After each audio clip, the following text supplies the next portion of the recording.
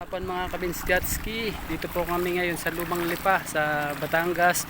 Dito po kami dati nagsasagawa ng aming pagsamba. Ngayon po ay yan po, nawasak po ng bagyo yung mga bahay po dito.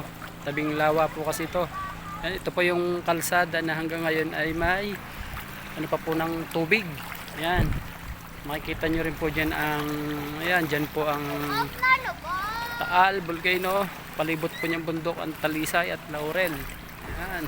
Ito, kalsada po ito. Yan, kita nyo, kalsada, semento. Yan. Totoo yan yung na ano mo, maraming isda. Yung bata, nakaano ng isda. Yan. Mga bahay po dyan, mga kubo na nasira. Yan. Marami po dito. Grabe po ang naging epekto. Marami din po dito mga isda na mga nangamatay, mga tilapia. Yan. Mga Kabinsgatski, ang daming nasira na bahay, pati po mga pananim, mga palaisdaan, dami po mga nangamatay. Andito po yung mga isda. Tingnan po natin yung mga isda na mga namatay. Ayan po yung mga isda.